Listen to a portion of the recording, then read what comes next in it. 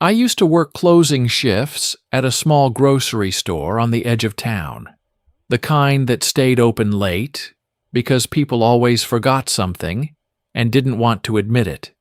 My walk home wasn't long, but it was quiet, too quiet after midnight.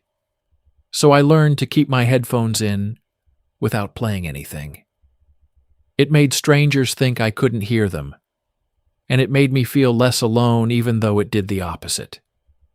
I lived in an older apartment building with a narrow lobby, yellow lighting, and an elevator that always sighed when it moved, like it resented being asked. Most nights, the lobby smelled faintly of wet concrete and someone's laundry detergent. There was a security camera above the mailboxes, but it was so dusty, I couldn't imagine it being useful. The first night it happened, I got home at 2:41 a.m. I remember because I checked my phone on the walk up, and the screen brightness made the sidewalk look like it was underwater. The lobby door closed behind me with the same soft, tired thud it always made. I nodded at the camera out of habit, like it was a person, and pressed the elevator button. The elevator arrived quickly, doors opening with a metallic scrape. I stepped in, pressed 6, and leaned against the wall while it rose. The building was quiet in that late-night way that feels deliberate, like everyone is holding their breath at the same time. Then the elevator stopped, not at a floor, between floors. The lights stayed on, but they dimmed slightly, like the elevator was trying to pretend nothing had happened. The display above the doors didn't show a number. It showed a blank dash. I waited a few seconds for it to lurch back to life, because elevators sometimes do that. Then I hit the button again. Nothing. I hit the door open button. Nothing. I pressed the emergency call button and listened to it ring, the sound echoing strangely in the small metal box. It rang 3 times, then cut off. No voice. No automated message. I tried again. This time the call button didn't even ring, it just clicked once, like a phone line being connected. And from the speaker above the panel I heard something that didn't belong there. A breathing sound. Soft. Close. I froze. The breathing wasn't loud. It wasn't dramatic. It was the kind of breathing you hear when someone is standing right behind you and trying not to be heard. I slowly turned my head, even though I knew I was alone in the elevator. There was no one behind me, just the reflective metal wall. But the breathing continued through the speaker, steady and patient. Then a voice came through, calm, almost polite. "Don't look up," it said. My stomach tightened so hard, it felt like I'd swallowed ice. I stared straight ahead at the elevator doors. I didn't look up at the ceiling, even though the urge was almost painful, like a muscle twitch. The voice continued. "If you look up," it said, "you'll see where it's standing." My heart hammered. I tried to convince myself it was the emergency operator, but the voice didn't sound like someone at a desk. It sounded like someone whispering through a wall. It sounded too close, too quiet, too inside. I forced myself to speak, because silence felt like consent. "I'm trapped," I said, voice shaking. This elevator stopped. The speaker crackled lightly. The voice sighed, like I'd disappointed it. "That's not what this is," it said. Then the elevator lights dimmed again, lower, as if power was being drained. The corners of the elevator became heavy with shadow. The voice spoke one more time, softer now. "Hold your breath," it said, "just for a moment." I didn't want to, but my body obeyed before my brain could argue. I held my breath. The breathing on the speaker stopped immediately, Silence filled the elevator so completely it felt like pressure on my eardrums. Then something moved above me. Not a sound exactly. More like a shift in the air. A faint scrape that suggested weight changing position. I didn't look up. I kept my eyes glued to the elevator doors as if staring could force them open. My lungs burned. I couldn't hold my breath much longer. The speaker crackled. The voice whispered, pleased. Good, it said. It's listening. I gasped, inhaling hard. At the exact moment I breathed in, something tapped the elevator ceiling. 3 soft taps, evenly spaced. Tap, tap, tap. My entire body went cold. Because the taps weren't random. They were controlled, deliberate, like a signal. The voice in the speaker said, "Now don't make any more noise." I swallowed. My throat made a small, involuntary click. The speaker hissed with static, like a sharp intake of breath. And then the elevator display flickered to life. The doors opened smoothly, as if nothing had happened. I stumbled out so fast I nearly tripped over the seam between elevator and hallway floor. The hall outside was empty, washed in that same dim yellow light. My apartment door waited at the end of the corridor like it always did. But something was wrong with the hallway. It felt muffled, like the building itself had pressed a hand over its mouth. I walked quickly, keys already in my hand, head down, refusing to look at the ceiling lights. When I reached my door, my hands were shaking so badly I had to try the key twice. I got inside, slammed the door, locked it, and leaned against it, breathing hard. I told myself it was a prank, a building intercom glitch, someone in maintenance messing with the emergency line. Then my phone buzzed. No call, no message. Just one vibration at 2:47 a.m. I stared at the screen. A new voicemail icon appeared, even though no call had come through. I didn't want to open it. But curiosity is a type of fear, just dressed differently. I opened the voicemail. It was 3 seconds long. No words. Just a faint recording of 3 taps. Tap, tap, tap. And at the very end, so quiet I almost missed it, a whisper. Don't look up. I didn't sleep that night. The next day, I asked the landlord if the elevator had any issues. She frowned, genuinely confused. "The elevator?" she said. "No, it was inspected last week." I asked if anyone had access to the emergency line. She shook her head. "It goes to the monitoring service," she said. "Why?" I almost told her. I almost said, "It told me not to look up." Instead, I said, "It stopped between floors." She nodded slowly. "That happens if someone hits the stop switch," she said. "There's a stop switch?" I asked. She pointed to the panel. "In the elevator ceiling panel, for technicians." My stomach dropped. In the ceiling. I didn't like where that thought went. That night, I took the stairs. For 3 nights, I took the stairs. Nothing happened. I began to calm down, convincing myself it was a one-time malfunction, and my mind had filled in the gaps with horror, because it was late and I was tired. On the 4th night, I came home at 2:39 a.m. The stairs were dark on the 5th floor because someone had removed the bulb and never replaced it. I climbed the last flight in near darkness, using my phone flashlight. When I reached my floor, I saw the elevator doors open, waiting. I hadn't called it. The hallway was empty. The elevator interior was lit, still, patient. I walked past it without looking inside. As I moved toward my apartment, I heard the softest sound behind me. A gentle tap against metal.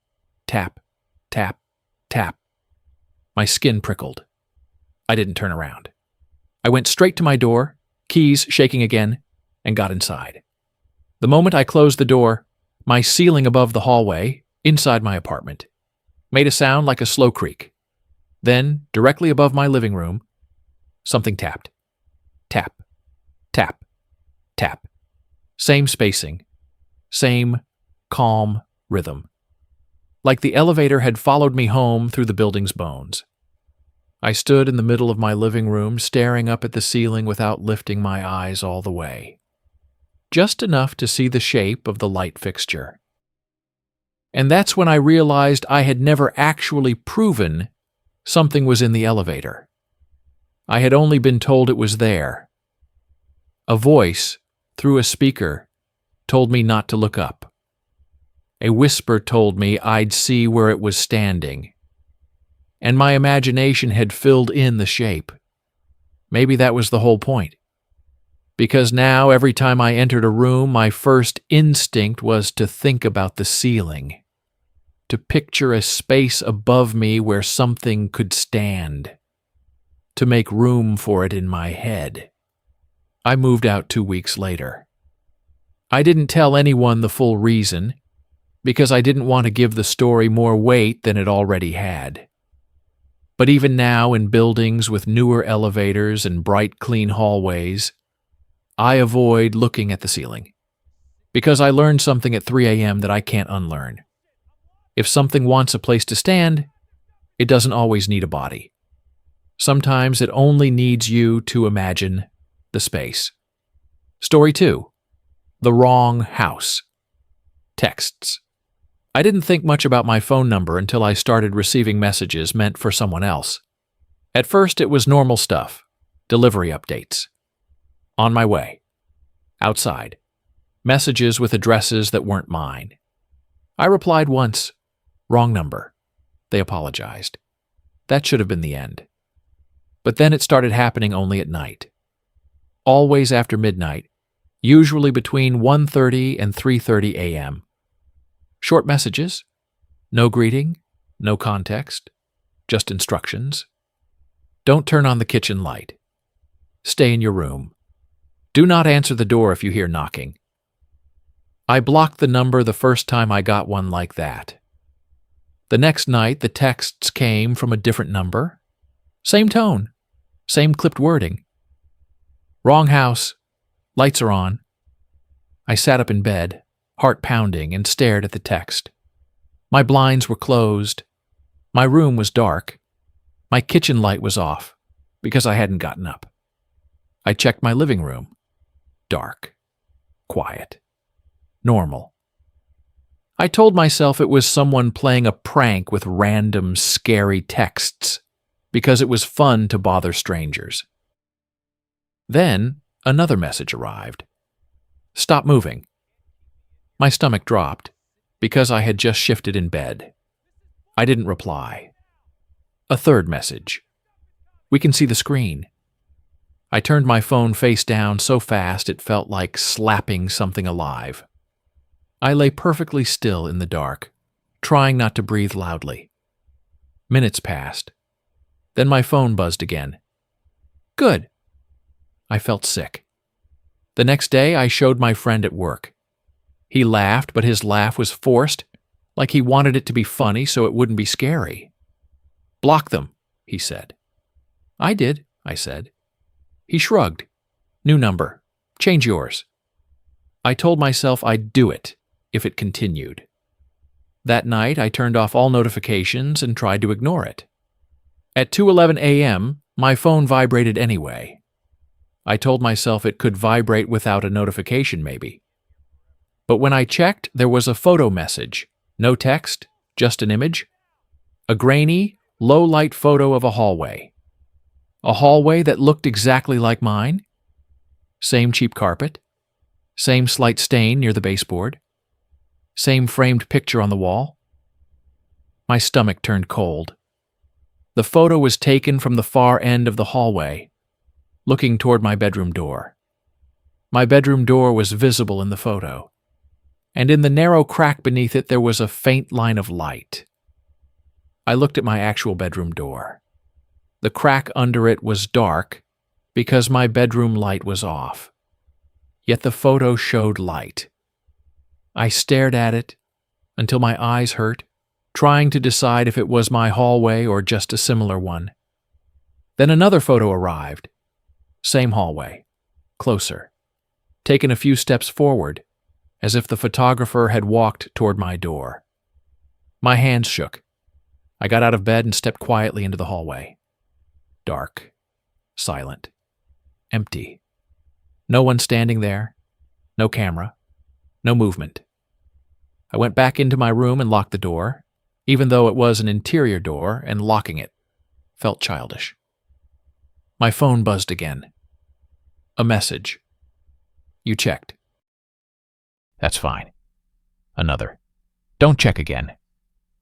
I sat on my bed, shaking, trying to understand how anyone could take photos in my hallway without being there. I had no security cameras, no smart devices, no shared Wi-Fi I trusted. I called the police the next morning and tried to explain. The officer was polite and tired. He asked if I had enemies, if I had posted my address online, if anyone had access to my home. I said no. He suggested changing the locks anyway. I did. New locks didn't stop the messages. The next night at 2:48 a.m., my phone buzzed. Locks changed. Good. I stared at the screen. Because whoever was sending the messages knew.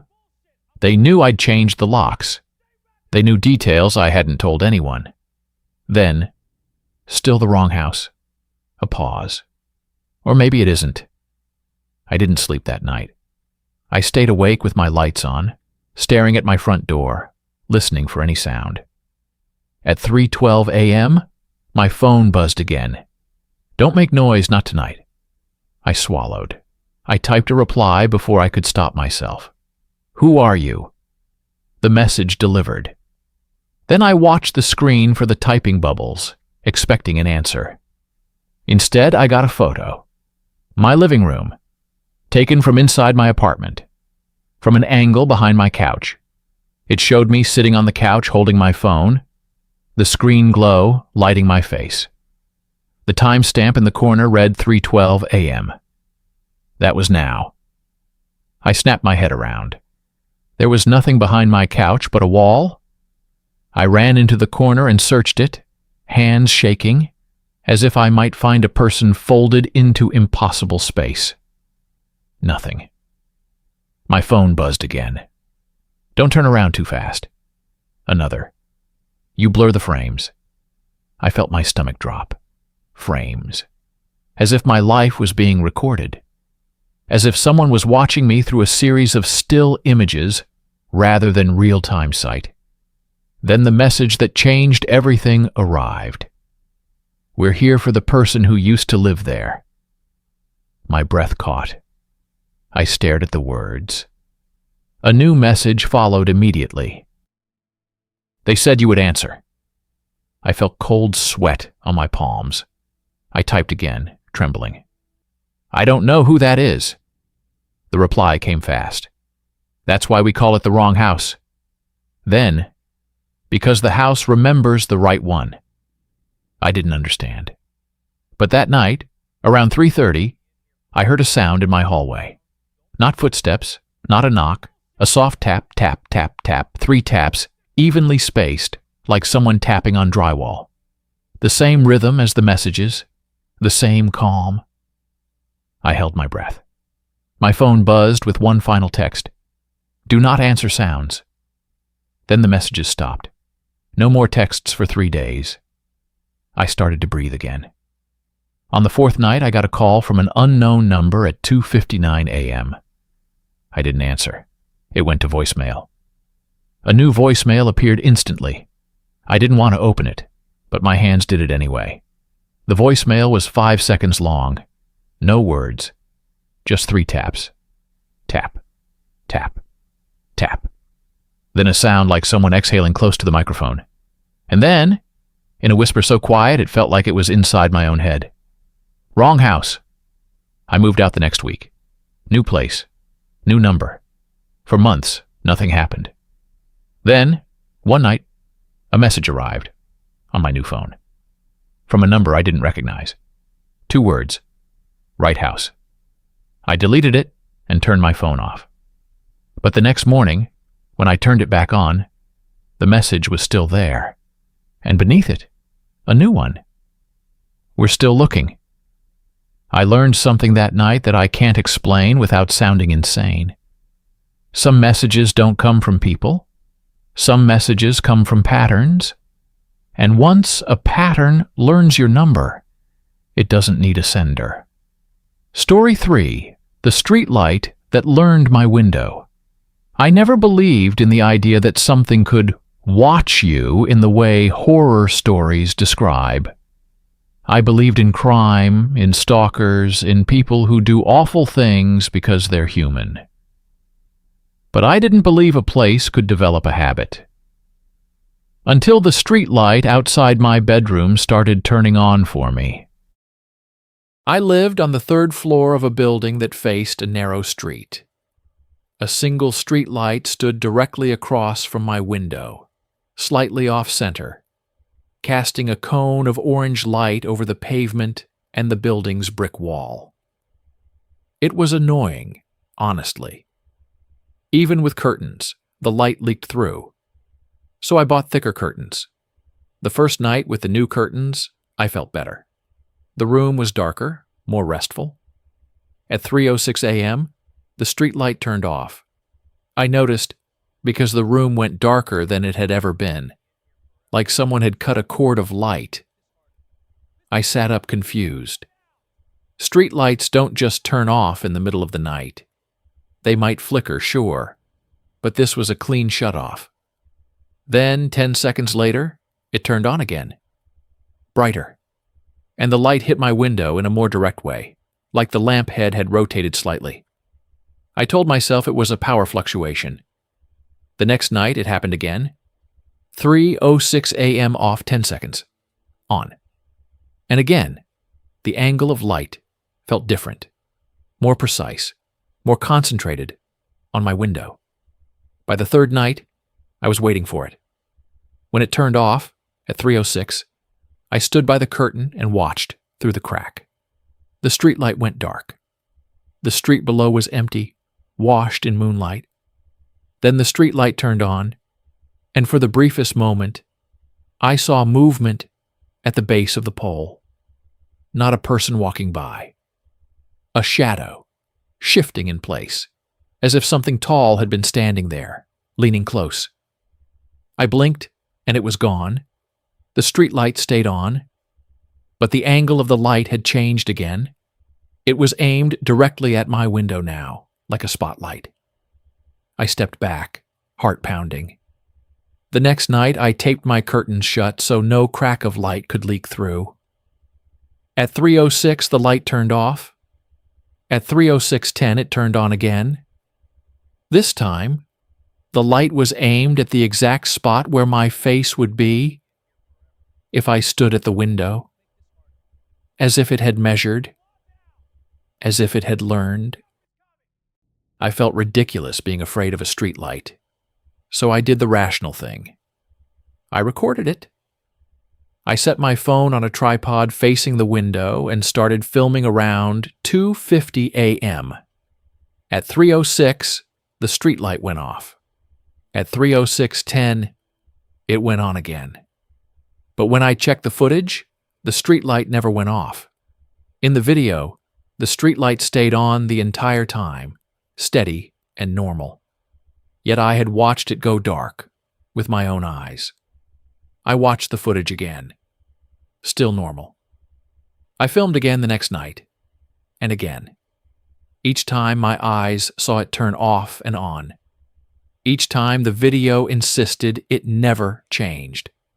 It was like the change existed only for me, like the streetlight wasn't malfunctioning. It was signaling. And the signal wasn't something a camera could capture. That's when I started noticing other details. At night, the streetlight's buzzing sound would change slightly after 3:06. A higher pitch that made my teeth feel faintly uncomfortable. The moths that normally swarmed around the lamp would disappear after it blinked. And the light itself would seem cleaner. sharper, like it had been refocused. On the 6th night, I woke up at 3:04 without an alarm. I didn't know why. I just sat up, heart racing, as if my body had been trained. I watched the street light through the tiny crack in the curtain. At 3:06, it went off, but this time it didn't come back on after 10 seconds. It stayed off. The street fell into darkness, and in that darkness I saw something I can't forget. A tall shape standing at the base of the pole, perfectly still. It wasn't a person, not in the way people stand. It was too straight, too smooth, like an object pretending to be human height. It didn't move, it didn't walk, it simply existed there, in the dark. Then, at 3:07, the street light turned on again, and the shape was gone. But the light was different now. It wasn't orange, it was white. A cold white, like LED, but brighter than any street light should be. No sender, just text, plain and simple. No sender, just text, plain and simple, like a system alert. Stay at the window. I stared at it, blood cold. Another message appeared immediately. Let it see you. My hands shook so badly, I nearly dropped the phone. I didn't reply. I didn't go to the window. I stayed in the middle of the room, breathing shallowly, trying to make myself small. The streetlight outside buzzed softly, steady and bright. Then my curtains moved. Not a dramatic pull, not a gust, a subtle shift, like a finger had pressed against the fabric from the outside. I froze. I lived on the 3rd floor. Nothing should touch my curtains from outside. The fabric shifted again, slightly, as if something traced along it, searching for the crack. My throat tightened. I backed away until I hit the opposite wall. My phone buzzed again. You hid. A pause. That's okay. Then we'll use the light. The street light outside flared brighter, a sudden surge that turned my room's edges harsh and sharp, even through thick curtains. The fabric glowed. And in that glow, I saw something. An outline pressed against the curtain from the outside, like a silhouette. Tall. Too tall. Its head shape was wrong, slightly elongated, like a stretched shadow. It stood perfectly still for 3 seconds. Then the streetlight flickered once, and the outline was gone. I didn't sleep after that. The next morning I went outside and inspected the streetlight pole.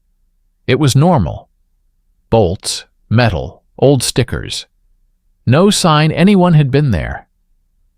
I asked a neighbor if the streetlight ever flickered at night. He shrugged. Not that I've noticed. I asked if it ever turned off around 3. He laughed. You losing sleep?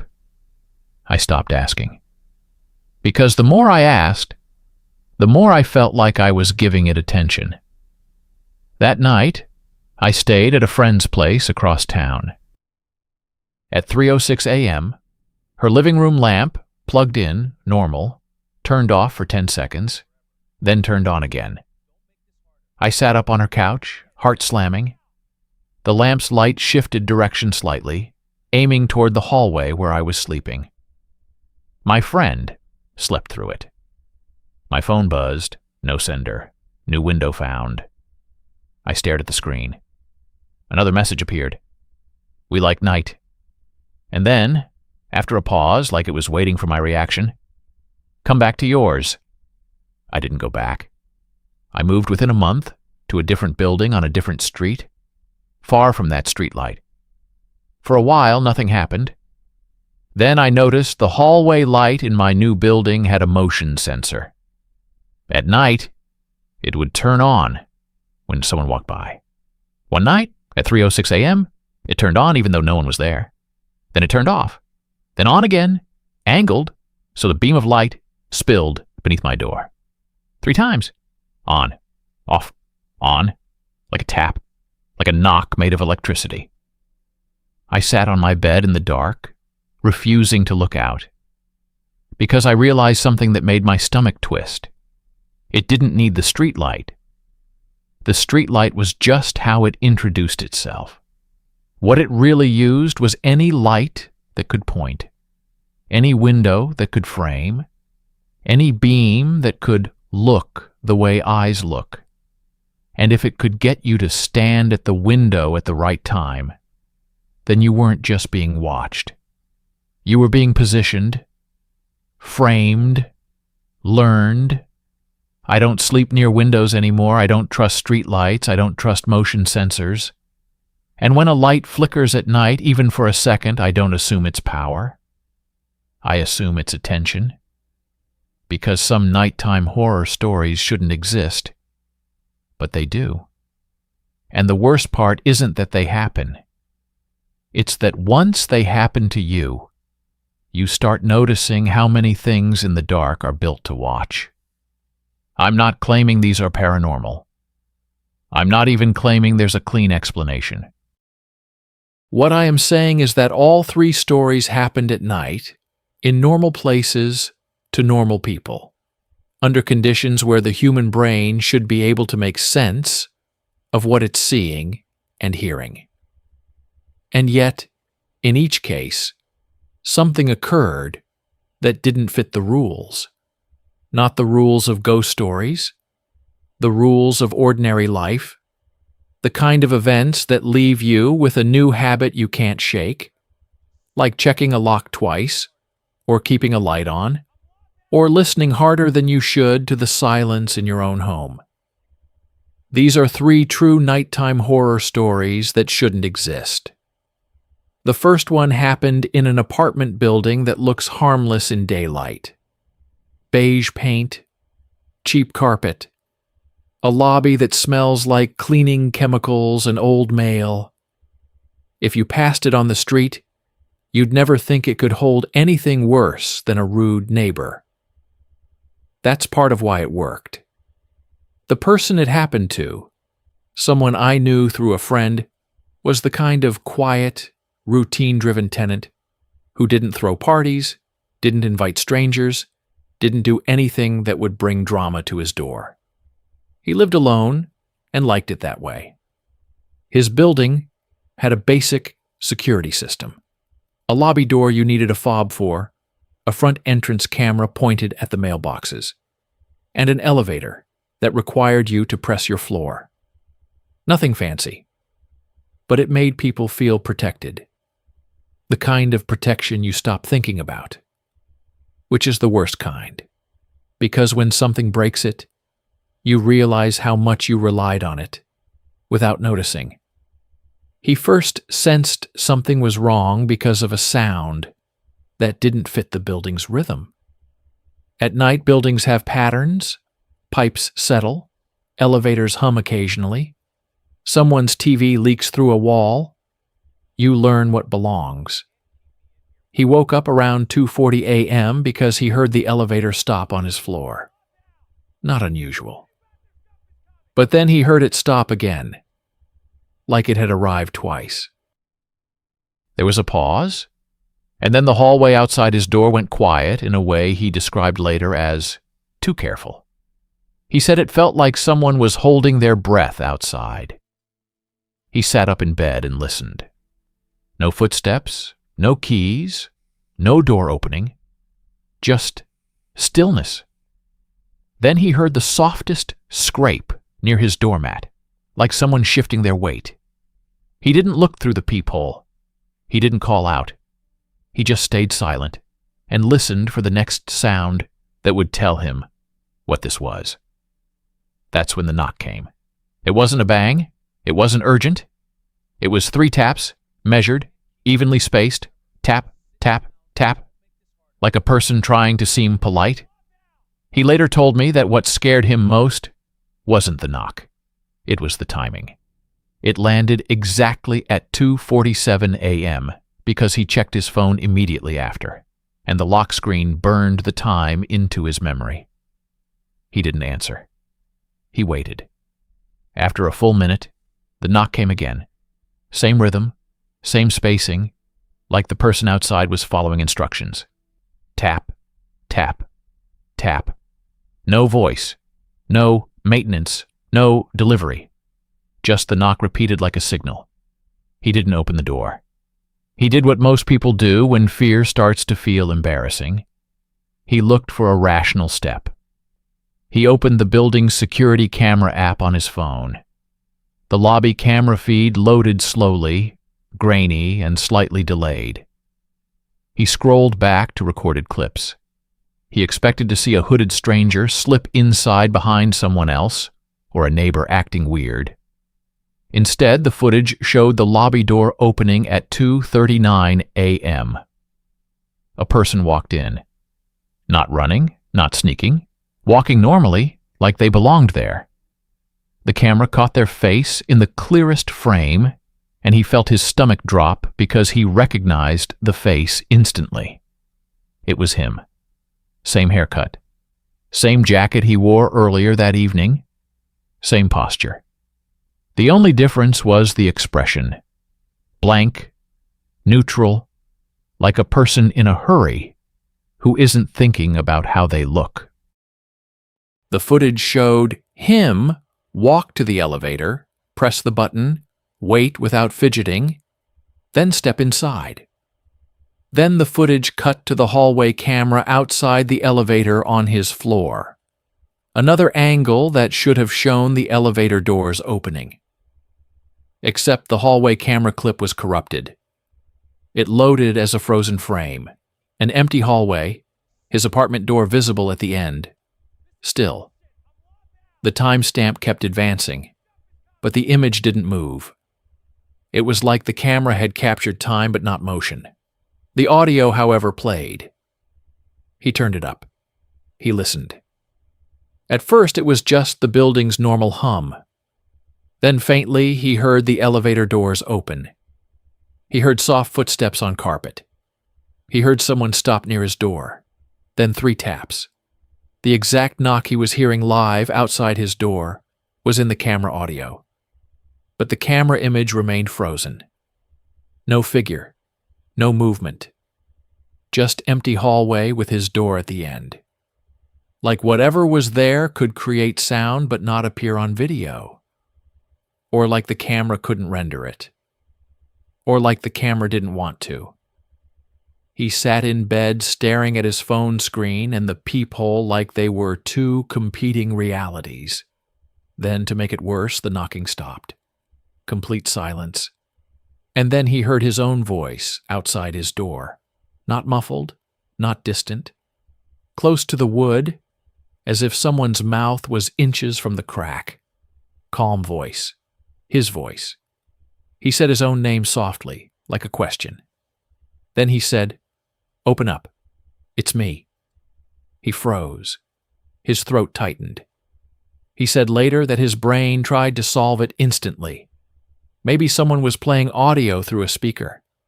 Maybe a neighbor knew him and thought it was funny. Maybe he was dreaming. But the camera app in his hand was real, and his heart was racing, and the voice was still there. It spoke again, gentle, persuasive. "I forgot my keys. Just open the chain. I'm right here." He didn't answer. He didn't move. The voice sighed like it was disappointed, then said something that didn't sound like any thought he would have. "You're not in the right place," his voice said. "You're in the bed place. Come to the door place." His skin went cold at the way the sentence sounded. Wrong. Like a machine that knew the words, but not how humans arrange them. Like something that had listened to him talk, learned the sound, but didn't fully understand meaning. The voice repeated, a little sharper. "Come to the door place." Then the tapping returned. 3 knocks, closer, harder, as if impatient. Tap, tap, tap. He did the only thing that made sense in that moment. He called the police and didn't tell them about the me part. He said someone was outside his apartment trying to get in. He stayed silent. The dispatcher told him to stay inside and not confront the person.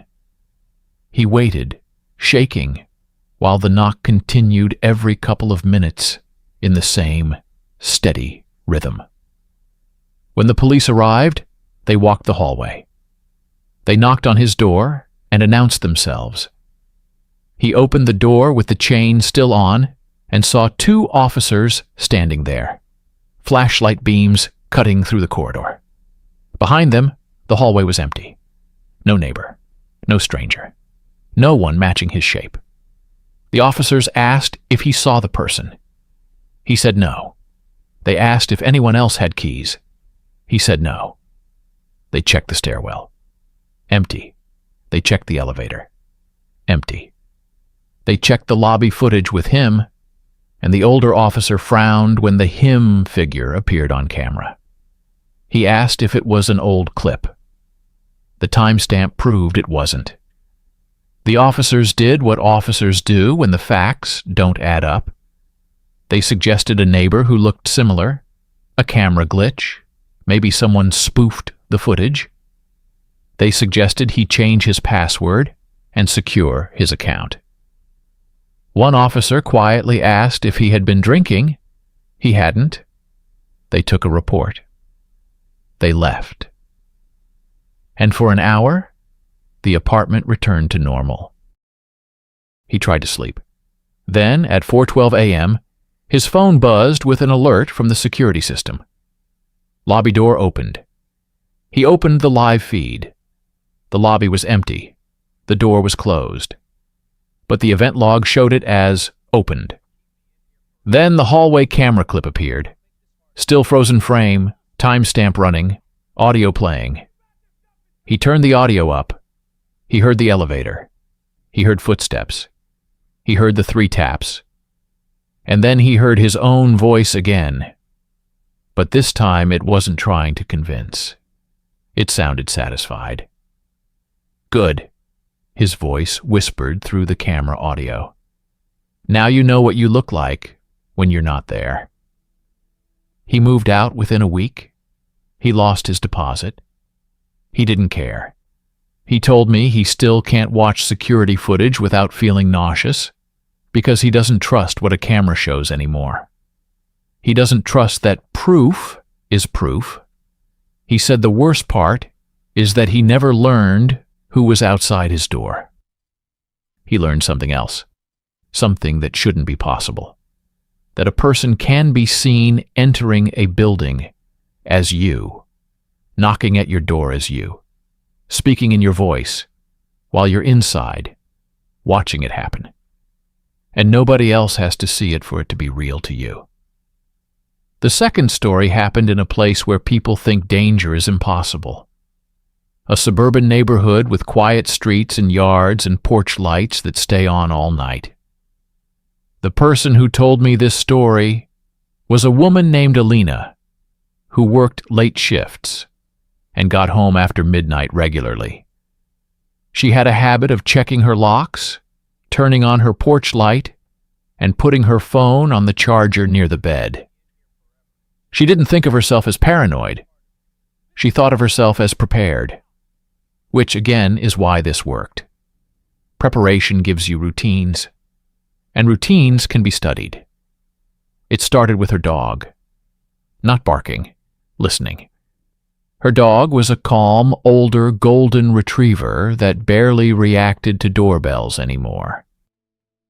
But one night around 1:20 a.m., the dog lifted its head and stared at the front window as if someone had called its name. Alina paused in the kitchen, holding a glass of water. The dog didn't growl. It didn't whine. It just stared, ears slightly forward. She walked to the window and looked through the blinds. Her porch was empty. The street was empty.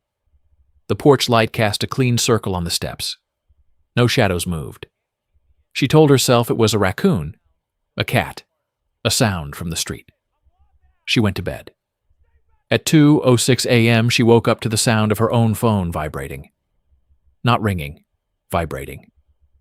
She reached for it and saw an incoming call from her own number, her own contact name on the screen. She stared at it in confusion. Her phone was in her hand. How could she be calling herself? She declined the call. The screen went dark. Then it lit again instantly. Incoming call. Herself. She declined again.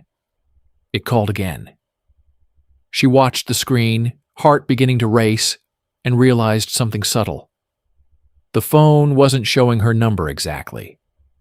It was showing her number, but with one digit missing, as if the system couldn't replicate it perfectly. Like an imitation. She silenced the phone and tried to ignore it. That's when the dog began to breathe differently. A low, steady pant that meant attention, not sleep. She turned her head.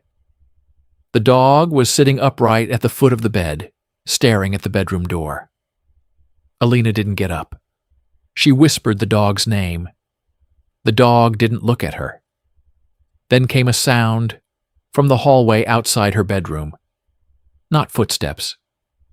A slow, gentle scrape, like something dragged softly across the floor. The dog's ears flattened. Alina's throat tightened. She reached for the lamp. She clicked it on. The bedroom filled with warm light. The hallway remained dark. The scrape stopped immediately, like it had been waiting for the light. Alina sat still, listening. No more scraping. Nothing. Her phone buzzed again. This time it wasn't a call. It was a voicemail notification. She hadn't missed a call because she'd declined them. But the voicemail icon appeared anyway, like a message had been left by something that didn't need permission. She opened it, hands shaking. The voicemail was 3 seconds. Tap, tap, tap. 3 knocks. Soft, evenly spaced. Then silence. Alina stared at the screen, stomach turning, because she hadn't heard a knock. The voicemail claimed there was one. Her dog stared at the door. The hallway was silent. The house was locked. She lived alone. Her phone buzzed again with a text message from an unknown number. I'm outside. Then another message, instantly. Open the back door. It's safer. Alina's heart hammered. The back door was on the other side of the house. She didn't move. She didn't respond. She turned on her phone camera and pointed it at the bedroom door like a weapon. She started recording. She whispered, "If you're there, leave." No response. She stood up slowly and stepped toward the bedroom door with the dog at her feet. She didn't open it. She pressed her ear to it. Silence. She backed away. She checked the time. 2:17 a.m. Her phone vibrated again. Another voicemail. 3 seconds. Tap, tap, tap. This time, after the taps, a whisper. Her own voice, barely audible. Alina. She stepped back, eyes wide. The dog growled low for the first time.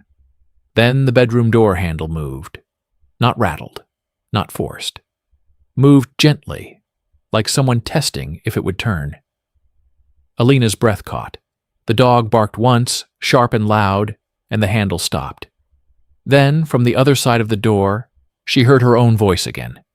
Clearer now. It's me, her voice said calmly. Open. Her stomach turned to ice. She whispered, No. The voice paused, then said something wrong, like the first story. Open the door so I can go back inside you. Alina stumbled backward. The dog barked again, frantic now, snapping at the air. Alina didn't think. She ran to her closet, grabbed a baseball bat she kept there from an old self-defense phase, and dialed 911 with trembling fingers. She told the dispatcher someone was inside her house. She didn't mention the voice. She said the door handle moved. She said her dog was reacting. She said she was scared. The dispatcher kept her on the line. The bedroom door handle turned again. This time it turned fully. Slow. like whoever was on the other side knew exactly how quiet it needed to be. The latch clicked, but the door didn't open because Alina had locked it. The voice sighed softly. Then it said, almost conversationally, "Okay," and the sound changed. Not knocking, not scraping. A tapping noise inside the wall near her bed, directly behind her headboard. Tap, tap, tap. 3 taps, same rhythm, coming from inside the wall. The dog yelped and backed away. Alina spun toward the wall, bat raised, as if she could hit drywall and kill whatever was behind it. The tapping moved, not louder, not faster, just moved. Along the wall like a finger tapping as it traveled. Tap, tap, tap, now closer to the bedroom door. Then the tapping stopped. Then her phone buzzed with a final message. "I'm at the back door now." Then, "You're making this hard." Police arrived within minutes. Long minutes, but minutes. They searched the house. They found no sign of forced entry. Every door and window was locked, no footprints outside, no broken latch, nothing missing. They looked at Alina like she was fragile. One officer asked if she had carbon monoxide detectors. She did. They worked. Another asked if she took sleep aids. She didn't. They suggested a prank caller. They suggested a neighbor's teen. They suggested she change her number. They suggested she install cameras. Alina showed them her phone. The calls. The voicemails. The texts. The officers took photos of the screen, wrote down numbers, promised to follow up. The next morning, daylight erased. Nothing. Alina checked her call log again and saw something that made her sit down hard on the kitchen floor. All the calls were gone. The voicemails were gone. The texts were gone. Not deleted by her. Not cleared. Just absent. Like they'd never existed. She pulled up her phone carrier account online. No record of those communications. No incoming calls at 2:06. No messages at 2:17. Nothing. Except one thing remained. The video she'd recorded of her bedroom door. She played it back, hoping for proof. The video showed her shaky hands, the door in frame, the dog tense at her feet. At 2:17 a.m. on the video timestamp, the door handle moved. The dog barked. The handle stopped. The dog growled. The handle turned again. And then the audio captured it. Her own voice from the other side of the door, whispering her name. She showed that video to the police. They watched it in silence, and then the older officer cleared his throat and said softly, "Ma'am, that's someone using a speaker." Alina asked him why the phone logs were gone then. He didn't answer. Alina moved out a month later. She says her dog never slept near a bedroom door again. He would sleep in corners, facing inward, like he didn't trust what might be outside the room. She says she still wakes up sometimes because she thinks she hears her phone vibrating. And when she checks it, there's nothing. But she never believes nothing anymore. She believes nothing can be erased. The third story happened to someone who didn't even have a house. It happened to a night security guard who worked at a closed shopping center on the edge of town. The kind of place with empty storefronts and rolling metal gates, where the only sound at night is the buzz of fluorescent lights and the distant hum of highway traffic. His job was simple: patrol, check doors, monitor cameras, make sure nobody broke in or tagged walls. He did it because he liked quiet work and he didn't mind being alone. He said the emptiness was calming. Until the night the cameras showed him walking when he wasn't. He told the story like a person giving a report. not like someone trying to entertain. That's what made it worse. His name was Dennis. He worked the night shift from 10 p.m. to 6 a.m. The mall had an old camera system with multiple angles, main entrances, corridors, loading dock, maintenance hallway, back stairwells. The monitors were in a small security room with a desk, a coffee machine, and a wall of screens. Most nights were boring. Dennis did rounds on schedule, checked that gates were locked, then returned to the monitors. At 1:45 a.m., he went on a routine patrol. He walked the main corridor, checked the emergency exits, tested a door sensor, then returned. The cameras recorded him doing it. Normal. At 2:58 a.m., he was in the security room eating a sandwich and watching the screens. The building was silent. The lights were dimmed to night mode. He heard nothing. Then one of the camera feeds in the corner of the wall flickered and showed movement in the maintenance hallway. A restricted corridor only staff could enter, lined with pipes and electrical panels. The camera showed a person walking. Dennis leaned forward, annoyed, assuming it was a cleaner or a late worker. But the maintenance hallway should have been empty. He zoomed the feed. The person on camera wore the same dark uniform Dennis wore, same reflective stripe on the sleeve, same cap. Dennis frowned. He glanced down at himself. Same uniform. The person on camera walked with Dennis's gait, slight limp on the left foot from an old injury. Dennis felt a slow coldness creep into his stomach. The person on camera paused near a utility door and turned its head slightly, as if listening. Dennis sat perfectly still, staring at the screen. Because he was in the security room. He had not left. He knew that with absolute certainty. The person on camera raised a hand and knocked 3 times on the utility door. Tap, tap, tap. Even spacing. Dennis's stomach tightened because the sound came through the camera microphone. It was real audio, not imagined. After the knock, the person on camera did something that made Dennis's blood run cold.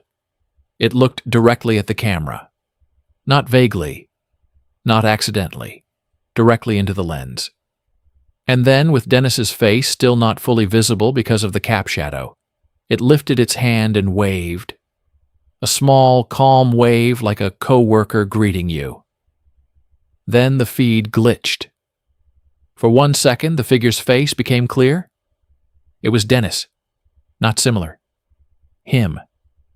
Dennis jerked back from the monitors, chair scraping. He looked at the security room door. It was closed. Locked. He stood up, breathing hard. He told himself there was an explanation. Delayed footage, a playback error, a loop from earlier. He checked the timestamp. 2:58 a.m. live. He rewound the footage. The system only stored motion clips. There were none. It was a live moment. Dennis did something he regrets. He spoke. He said, "Who is that?" His voice sounded too loud in the small room. The monitors hissed softly, like static increasing. On the maintenance hallway feed, the Dennis figure tilted its head, as if hearing the question through the camera mic. Then it stepped closer to the lens. The video quality was poor, but as it approached, Dennis saw the uniform details, the name patch on the chest. It read, Dennis. The figure lifted a finger and pressed it to its lips, shushing. Then it pointed down the hallway toward the security room's location, as if indicating where Dennis was sitting. Dennis backed away, heart hammering. He grabbed his flashlight and his radio. He called the central office. No answer. He called the mall manager. No answer. He called the non-emergency line. It rang too long. Then he heard something in the building.